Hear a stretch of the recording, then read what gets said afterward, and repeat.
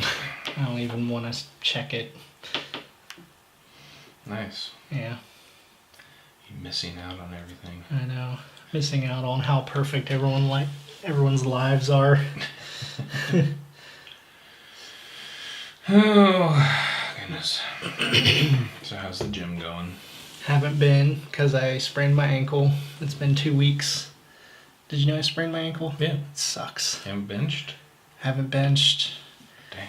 My shin, it's not swollen anymore, but my shin is killing me every time when I stand up for a while. So I think it has something to do with when I put pressure on it. Mm-hmm. But yeah, I feel icky because I'm not going to the gym. You ever been to a chiropractor or think about going anywhere for that? Mm-mm. No. And my chiropractor's been working on my ankle since I rolled it last December. Mm-hmm. And the first time he adjusted it, it started getting tendonitis afterwards. So like something tweaked on it and it started hurting again. Yeah. But then I told him about it, and the next time that he worked on it, it had gone away. Oh, so wow.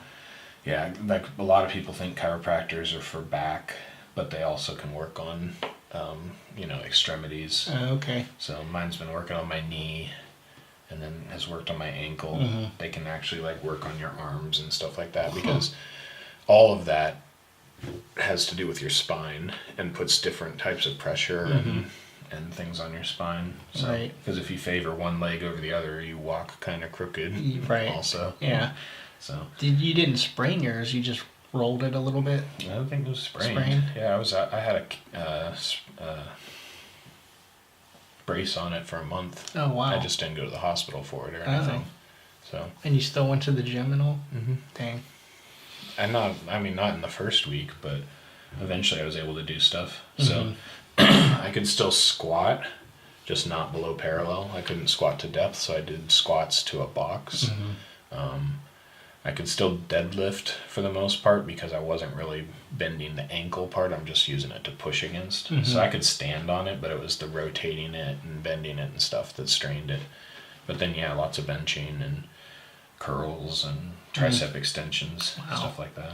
So, Yeah, I was fixing our screen door out front, Yeah. had 2 chairs, was just moving it, fell off the porch Yeah. and just rolled, and my ankle just ballooned. mm-hmm. I was just like, oh my gosh. Yeah. I did it actually. I think it was after, because we had lunch last Friday. Mm-hmm. Saturday or Sunday, or maybe it was Friday night actually.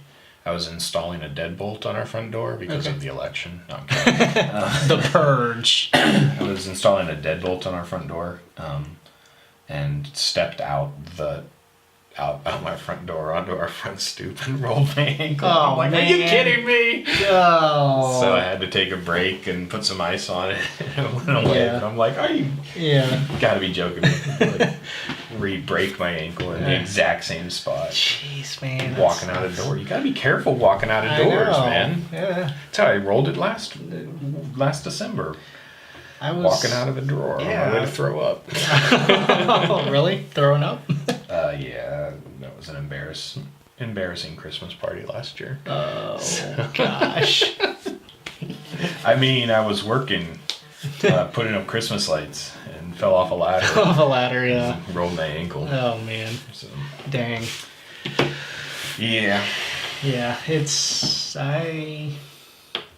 walking, man. I take it for granted. I was walking healthy, and then Friday afternoon, boom, out for a week.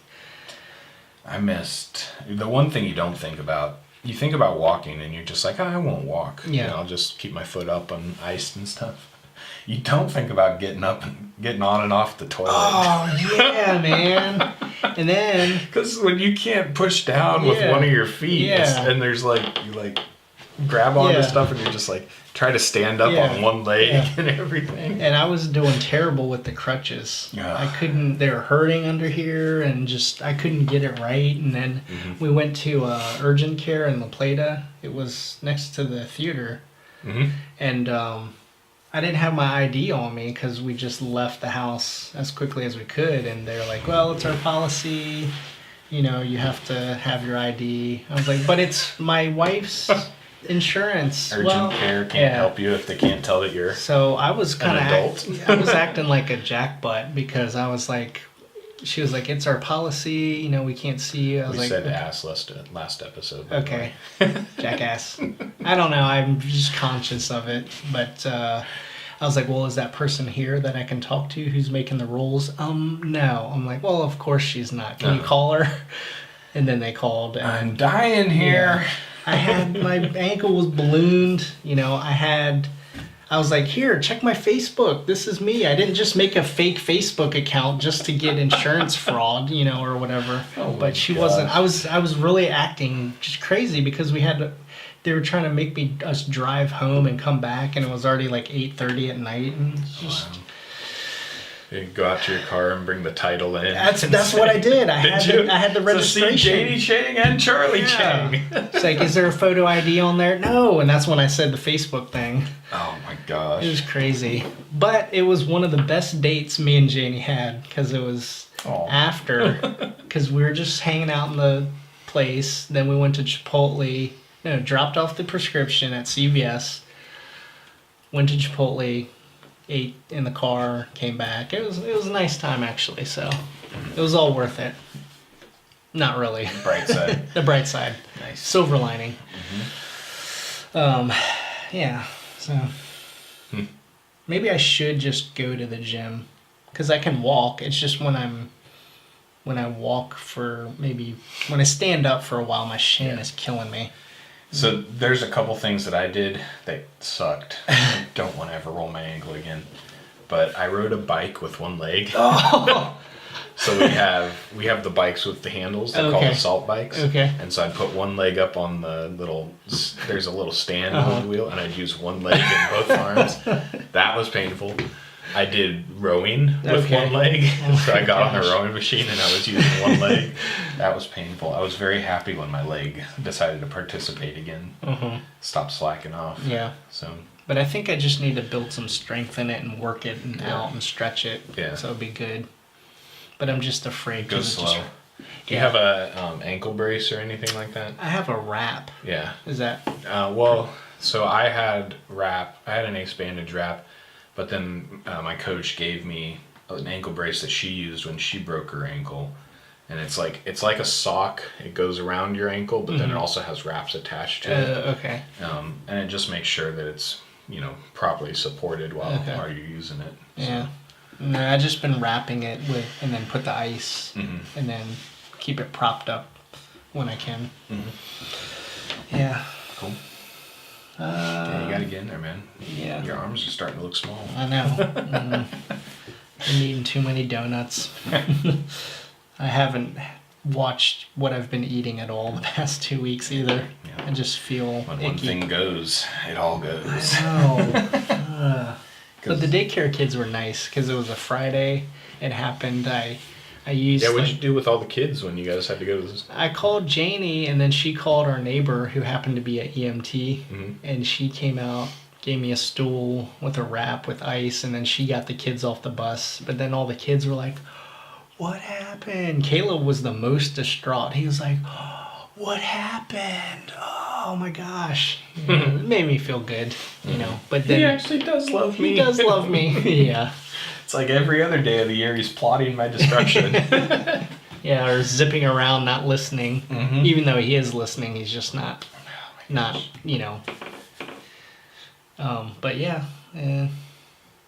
Then I was just sitting on the couch and they were just all sitting there, and I was like, you guys can do what you got to do. Like, oh, we want to stay here in case you need something. I was like, oh, that's nice, but that's kind of annoying because I'm trying to watch TV. I can't watch the show with you in the room. Yeah, when you guys are staring at me too, I don't like that, but it was nice. That's funny. Yeah. So yeah, gotta get back to the gym. Maintain.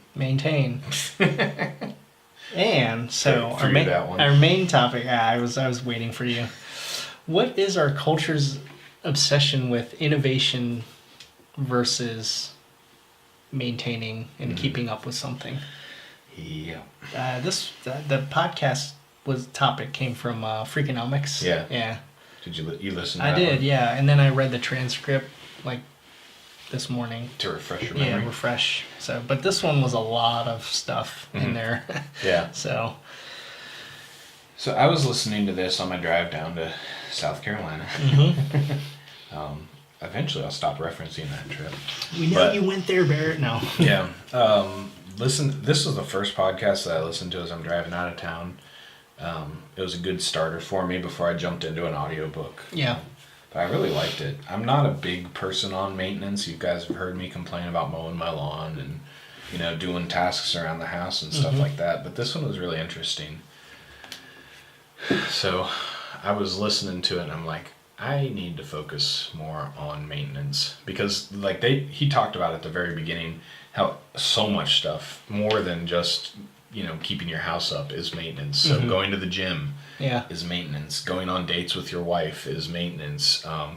Brushing your teeth is maintenance. Making to-do lists is maintenance. Right. And I'm just like, oh my gosh. Yeah. So much stuff in our life is about maintaining what we already have versus getting new things. Right. So that was really interesting.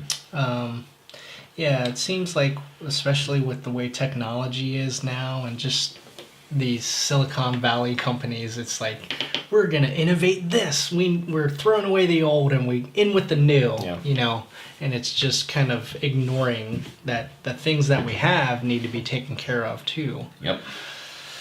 And when he talked about health, that was the big reveal for me that we can't just replace old things with new things. We need to take care of the things that we have. I mean, as good as technology is, a metal leg is not as good as what God gave us. Yeah. It pays to keep your heart working the way, the way it was made to work.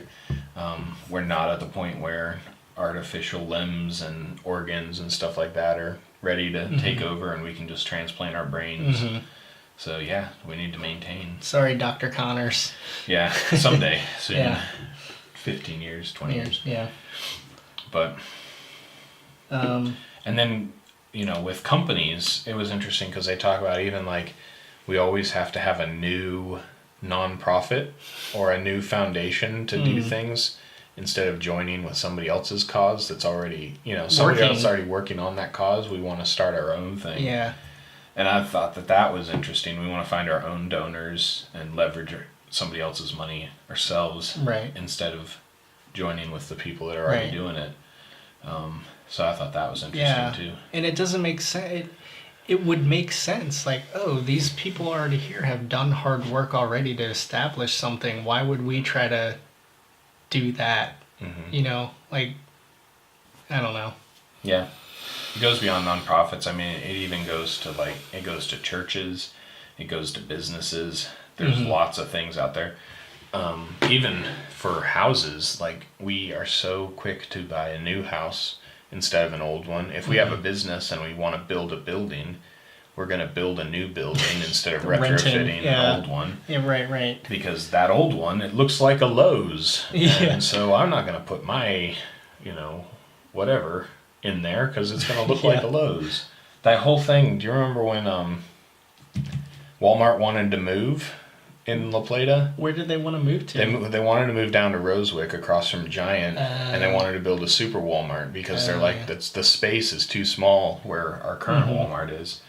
And it was we have to attract other buildings to come and, move into this one so that we can go and build our new building. Jeez. And that's just that's what we do. So we have old buildings falling apart and are empty that nobody wants to work in. Yeah. And we're building brand new buildings. We have tons of used houses and old houses in this county that could use some love and attention. And then we're building brand new condos. Yeah. I thought about... for the maintenance part, when people lease cars, they don't want to. They don't want to take care of it. I want to get rid of it as soon as it's got a problem. I'll turn it in. Yeah. It's which is the most expensive way to own a vehicle or to have a vehicle? Yeah. So I was going to say the most expensive way to own a vehicle is to restore a classic car. Oh, okay. Well, that's more for hobby and fun. That's not a daily commuter. Yeah. I'm talking to my friend Greg, who's into buying Porsches right now, and just the amount of money that people want for a Porsche that is broken, like completely trashed, Right. is ridiculous, because they know they can, get 80 or 100 for it when it's fully restored. So they sell a car that doesn't even run, that just has a VIN number for 15 or 20. So they're selling the potential of what it could be worth. Yeah.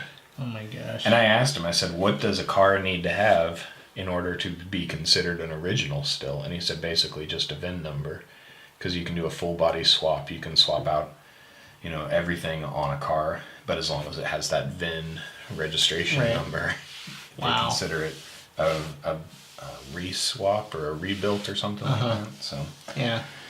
So, anyways, good on classic car owners though for maintaining what we have. So yeah. So I was driving, and I'm thinking, I hate mowing the lawn. But do you know what I hate more than mowing the lawn? The thought of having to rip out my lawn and resod my lawn. And that's basically the situation that I'm in right now, is my lawn has been neglected for so long. Not because of you, right? But because of me. Oh, okay. I mean, because I don't want to mow it. I've never dethatched it or aerated it. I've never seeded it. I've never done those or things either. fertilized it. And so it's basically just a large patch of crabgrass and clover. Right. And I was thinking, like, what if I just spent 30 minutes a day on different maintenance tasks around the house? How much more happy would I be with the results of it? Instead of having to rip out my lawn and spend, $5,000 or $6,000 to resod it and have it look good and be proud of it. What if I just did those tasks slowly and in maintenance mode instead of innovation mode? So, and I think even if you did resod it, it would eventually in 3 years, wouldn't you be back in the same situation? Yeah, it's kind of like gastric bypass surgery without correcting. I'm still gonna eat whatever I or want. Plastic surgery, and nothing changes. So, I think that was the main theme of the Freakonomics episode, is we'll actually find a lot more enjoyment out of life when we take the time to maintain the things we have, instead of strip it all away and build something new there. Yeah. So I thought it was really cool. So I came home from the trip and identified a whole bunch of daily, monthly, weekly, and annual tasks, and then drew them all out on a piece of paper. And I've been doing that for the past week and a half. That's cool. So I've got something I do on Monday morning, Tuesday morning, Wednesday morning. I've got my weekly tasks. So those are weekly. I've got daily, obviously, dishes and stuff like that. And then I've got a monthly task, and that's assigned to the first Sunday, second Sunday, third Sunday, or fourth Sunday of the month. And then I have an annual task.